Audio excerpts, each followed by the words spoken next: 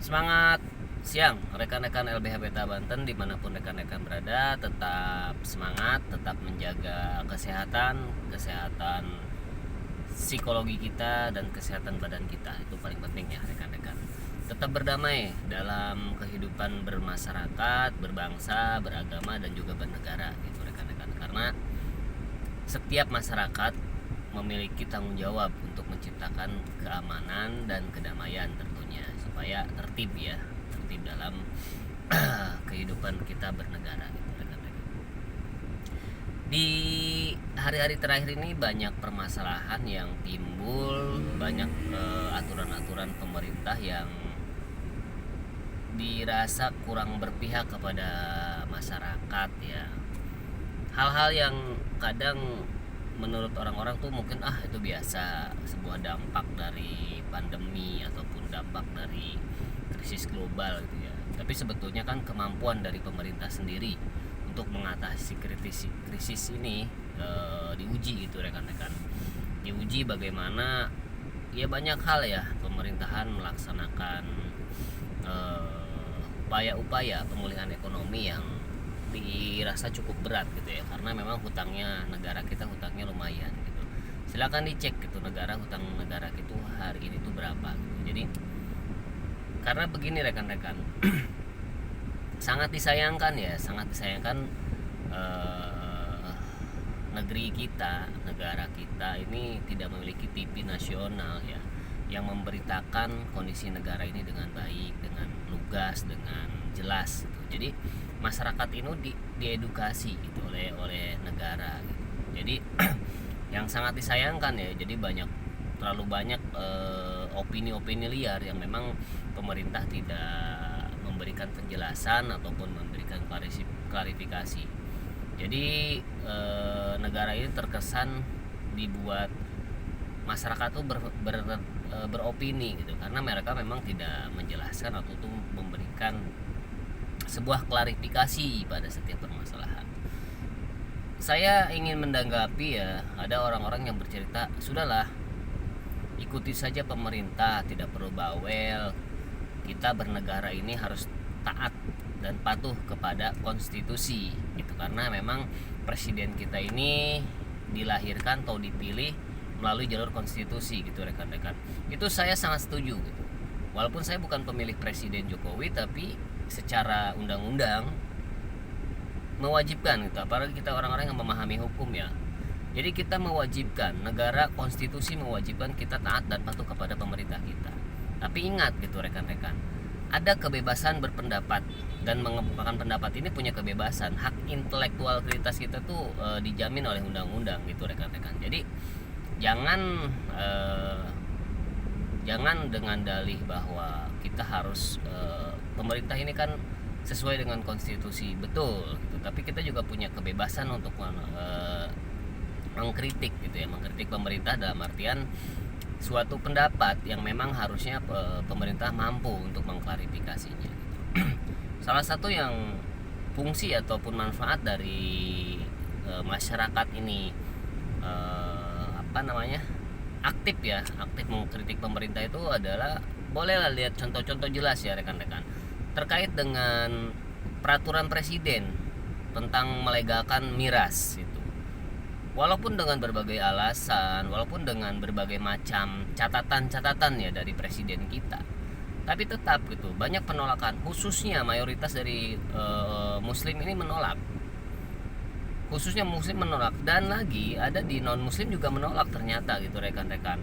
Jadi dikhawatirkan dengan legalitas miras ini orang-orang akan mudah mendapatkan miras, dan kebanyakan orang-orang terjadi keributan ataupun pembunuhan ya, salah satu penyebabnya adalah minuman keras itu gitu rekan-rekan. Nah, jadi pentingnya mengkritik pemerintah itu adalah kalau kita tidak mengkritik, setiap keputusannya itu berjalan begitu saja gitu kan. Nah, contoh itu ya. Yang kedua tentang JHT. Itu peraturan menteri tentunya ya, peraturan menteri tenaga kerja tentang pencairan JHT. Setelah semua orang mengkritik, semua orang memberikan pendapat, sampai ada yang diundang untuk debat terbuka, dan pada akhirnya apa, JHT-nya kemudian peraturan menteri itu dibatalkan. Itu salah satu alasan gitu rekan-rekan, salah satu alasan kenapa kita tidak boleh diam. Kita mengkritik pemerintah, tapi ingat, kita tidak membenci ataupun kita tidak membuat fitnah gitu kan. Nah, inilah salah satu kebebasan berpendapat yang harus dijaga oleh pemerintah gitu. Jadi pemerintah juga harus memberikan ruang yang luas saat orang-orang ingin menyampaikan pendapat. Jangan sebentar-bentar dijerat dengan undang-undang ITE, tentang berita bohong ataupun beberapa hal gitu. Itu kan sangat penting. Nah, catatan yang paling penting menurut saya begini rekan-rekan, ada wacana 3 periode dari Pak Presiden Jokowi ataupun masa pemerintahan ya, masa jabatan presiden gitu. Kalau buat saya sebetulnya tidak terlalu bermasalah ya, yaitu rekan-rekan mau 3 periode ataupun 4 periode ya, saya paham gitu. Dari negara ini memunculkan isu 3 periode karena mereka udah paham tentang amandemen.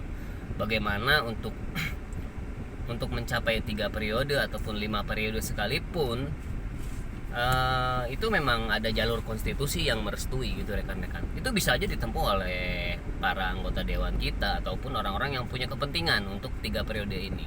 Cuman catatan penting kita itu adalah pada masa Orde Baru ya, Pak Harto, itu kan sebenarnya pasal 7 Undang-Undang Dasar 1945 itu juga masih berlaku bahwa ada masa jabatan tuh ada batasnya, hanya saja tidak detail gitu. Jadi tidak menjelaskan bahwa dengan orang yang sama itu tidak harus 2 periode, tidak boleh lebih. Nah, di yang pertama itu kan memang tidak dijelaskan, makanya Pak Harto bisa sampai 32 tahun menjabat. Kalau sampai 3 periode ini memang kalau misalkan lewat jalur konstitusi bisa nggak ada masalah gitu. Oh, berarti kan tidak inkonstitusional gitu. Cuman yang jadi permasalahannya itu adalah Pak Presiden, khusus ya Pak Presiden Jokowi itu hari ini tentang penegakan hukum juga kita mengambil kasus-kasus besar aja ya rekan-rekan. Masih terlalu kurang responsifnya, kurang baik ya, karena masih ada masyarakat yang merasa, ingat ya rekan-rekan, saya menyebutkan di KM 50 orang bercerita ya itulah FPI lah, organisasi terlarang lah, itu muslim radikal lah. Ingat Pak Jokowi, mereka itu adalah anak bangsa, setiap nyawa, setiap suara itu berharga. Saat kita menjadi presiden, tidak ada yang namanya Anda bukan pemilih saya, Anda pemilih saya, bukan. Ingat, kita bernaung pada konstitusi. Jadi presiden juga harus melindungi dan juga memberikan apa yang menjadi hak-hak masyarakat. Nah, terkait dari hilangnya 6 nyawa, 6 laskar ya, saya sih berceritanya ada 6 nyawa warga negara Indonesia, masyarakat Indonesia yang haknya diambil tanpa alas hukum yang jelas. Itu yang sangat disayangkan ya. Bagaimana pemerintah gagal gitu. Pemerintah dinilai ya, saya berpendapatnya masih gagal itu dalam melaksanakan melindungi ya hak-hak tersebut. Walaupun mungkin di dalam peradilan ini kan memang sedang berjalan prosesnya, cuman memang terkesan lambat gitu. Harusnya presiden tidak boleh mengintervensi, betul, tapi minimal memberikan keputusan-keputusan yang mempercepat, yang membuat bisa jadi ya presiden membuat tim independen, tim pencari fakta yang baru, ada 3 tim yang bisa dibentuk. Jadi buat saya pribadi ya, jika ingin 3 periode kayaknya dengan sistem yang sekarang gitu ya, sistem yang sekarang penegakan hukum yang memang belum maksimal gitu Pak. Jadi kalau untuk 3 periode ini kita khawatir saja gitu. Kita khawatir kenapa? Ya kembali lagi jadinya. Sudah di amandemen tentang masa jabatan, kita kembalikan lagi. Jadi orang bisa menjabat sampai 32 tahun lagi. Itu kan bukan kemajuan tapi kemunduran gitu. Setiap orang mengapresiasi Pak Jokowi hebat, Pak Jokowi baik. Saya juga mengapresiasi karena Pak Jokowi itu adalah seorang anak bangsa yang memiliki kemampuan dan diberikan kesempatan untuk memimpin negeri kita. Saya sangat salut dengan Pak Jokowi ya, dari masyarakat sederhana bisa membuktikan bisa menjadi seorang presiden. Itu juga kan amanat undang-undang. Semua warga negara memiliki hak yang sama untuk menjadi presiden. Nah, itu juga kan sudah dilaksanakan gitu. Cuman sudahlah Pak, kita itu biar ada pemerataan. Seperti alasan IKN itu kan biar ada pemerataan ekonomi gitu. Ya sama gitu. Jangan 3 periode ini apalagi mengamandemen masa jabatan ini. Berarti ada peluang-peluang orang berkuasa sampai 15 tahun lagi. Sampai 32 tahun bisa. Karena apa ya, sudah ada undang-undangnya. Negara kita negara hukum. Nah, regulasinya dibuat ya kita juga nggak bisa protes, kecuali emang kita judicial review. Biaya lagi. Membuat suatu undang-undang dan peraturan itu perlu biaya, menghabiskan anggaran. Tiba-tiba di judicial review dan ya anggarannya hilang begitu saja gitu kan, sayang. Sudahlah, berikan kesempatan kepada anak bangsa yang lain. Saya sangat berterima kasih dengan presiden saat ini yang memang sudah saya nilai sudah hebat lah. Orang sudah mampu berdiri di kursi RI 1 itu sudah hebat. Itu orang-orang hebat dan orang-orang terpilih. Tapi tetaplah masih banyak kok warga negara kita yang punya pemikiran yang hebat, punya pemikiran dedikasi juga yang mumpuni untuk menyelesaikan permasalahan negeri kita. Bukan tentang kecintaan kita kepada seseorang ataupun dengan wah ini orangnya baik, ini orangnya hebat, kita pilih, kita lanjutkan lagi. Tidak seperti itu gitu. Masih banyak hak-hak warga negara yang lain yang harus dipenuhi. Banyak warga negara juga yang punya kesempatan yang sama untuk menjadi presiden gitu. Jadi menurut saya wacana 3 periode ini terlalu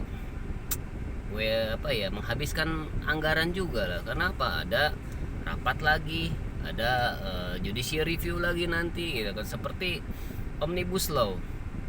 Setelah di judicial review, endingnya apa? Ya endingnya itu adalah inkonstitusi secara formilnya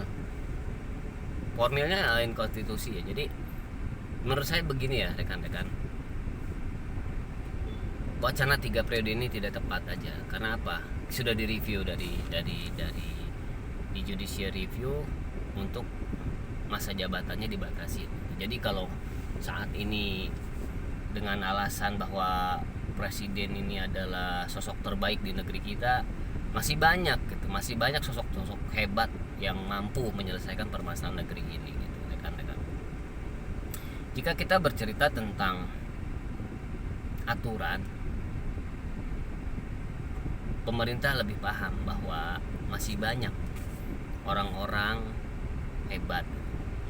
Jadi mudah-mudahan presiden siapapun presidennya, karena yang kita khawatirkan siapapun presidennya tetap siapapun presidennya jika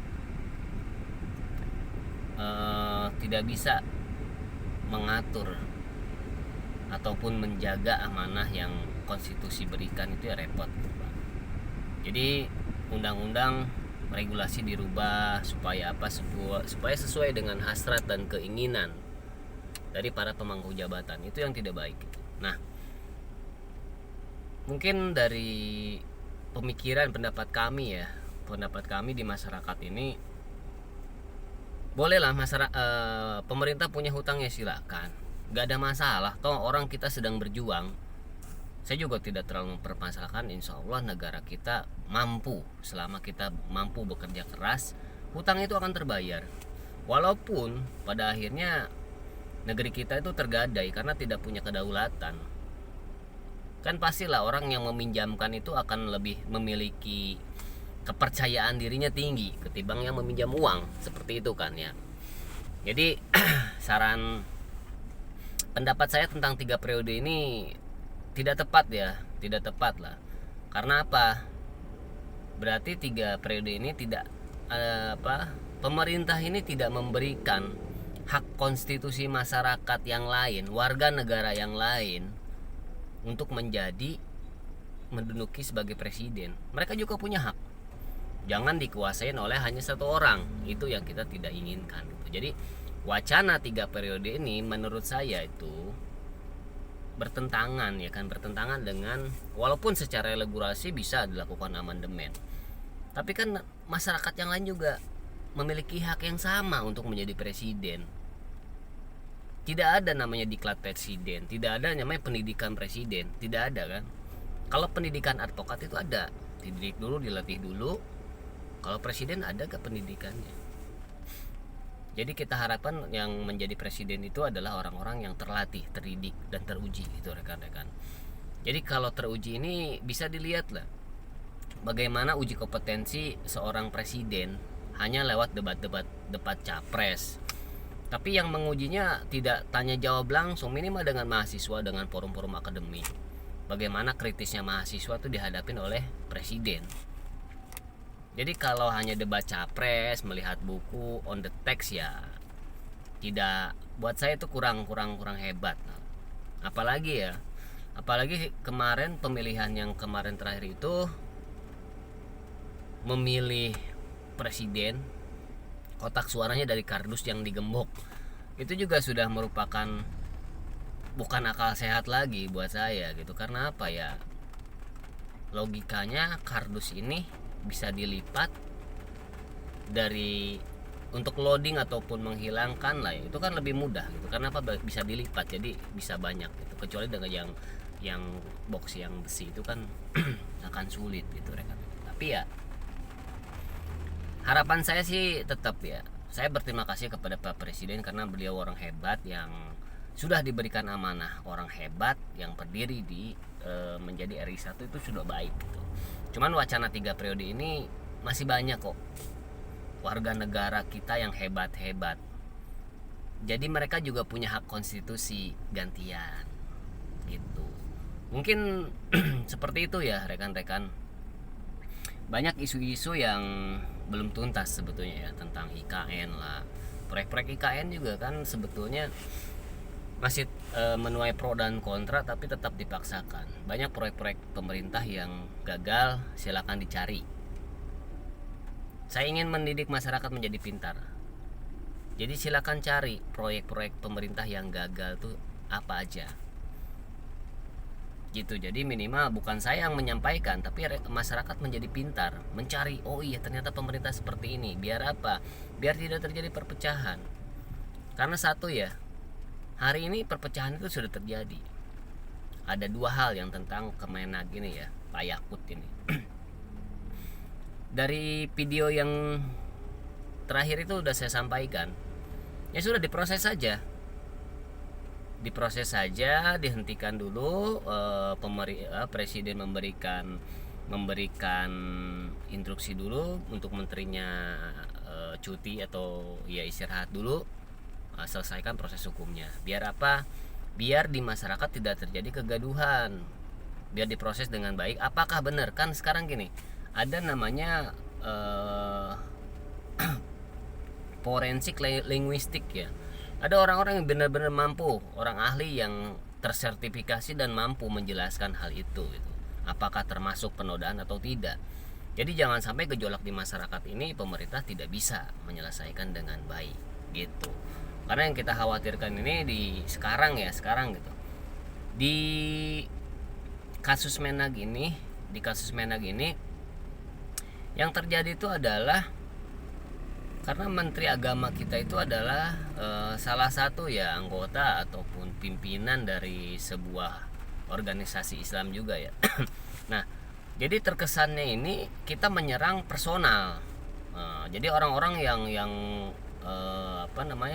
orang-orang yang mengkritik Menteri Agama ini terkesannya tuh menyerang personal, padahal bukan gitu. Jadi harusnya ada sikap-sikap profesional dari organisasi itu. Untuk apa? Untuk secara profesional berpikir bahwa ya ada orang-orang atau warga negara masyarakat Indonesia yang sedang mencari keadilan. Berikanlah ruang, tidak perlu diintimidasi. Mungkin seperti itu ya pendapat dari saya. Tetap semangat rekan-rekan, tetap semangat, tetap menjaga perdamaian, tetap kita berprasangka baik dengan apapun yang terjadi di negeri ini. Memang kita harus akui dan kita harus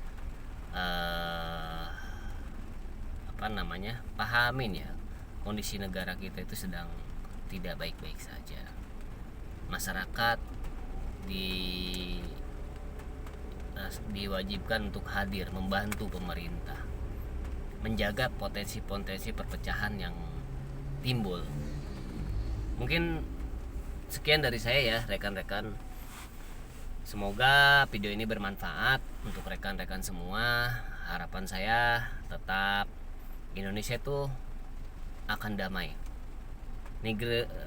Indonesia ini negeri yang insya Allah tetap akan bertahan dengan segala macam dilematika dan problematika dalam bernegara. Saya masih yakin banyak para aparat penegak hukum, anggota dewan kita yang masih memikirkan nasib warganya. Tetap semangat ya rekan-rekan. Semoga Allah memudahkan segala urusan kita. Semoga kita tetap semangat untuk menjaga nilai-nilai kebebasan. Kita manusia merdeka yang bebas berpendapat, tentunya sesuai dengan undang-undang ya. Mungkin itu ya rekan-rekan, semangat siang semuanya. Tetap semangat dan tetap optimis. Wassalamualaikum warahmatullahi wabarakatuh.